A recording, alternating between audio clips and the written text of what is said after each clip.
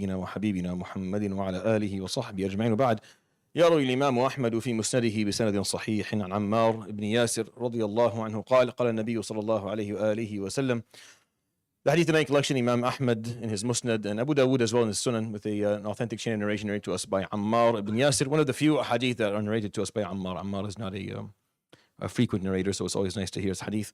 And the theme of etiquettes of Salah, and this is an etiquette that is of a different nature, so hopefully you understand what I mean by that when I narrate it for you. قال عليه الصلاة والسلام إن الرجل لينصرف من صلاته وما كتب له إلا عشرها تسعها ثمنها سبعها سدسها خمسها ربعها ثلثها نصفها.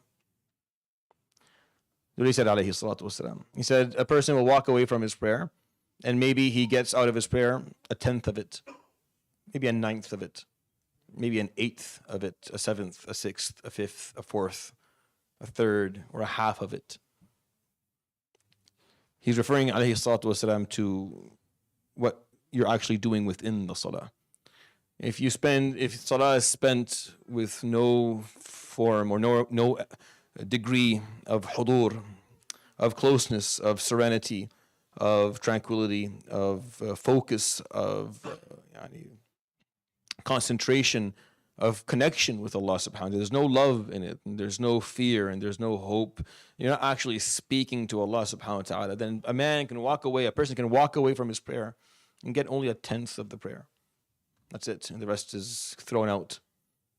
So amongst the etiquettes of salah, I'm saying this now early on, just because a lot of the etiquettes of salah that I'm going to share with you are going to be mechanical stuff, like things to say before, things to say after, how to, just little gems of behavior. But this one here, early on, just as a reminder, that amongst the etiquettes of salah is just doing it with the right mentality, with the right attitude, with the right mindset.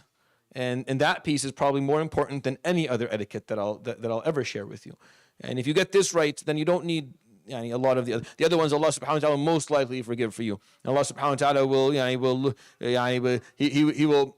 grant you the reward for the other etiquettes that maybe you missed, that are mechanical in nature or wording in nature, if you just get this one. But if you don't, and the reason that I share with you all these other ones, say this before salah, say this after salah, is because we all know that we're walking away with one of these lousy percentages.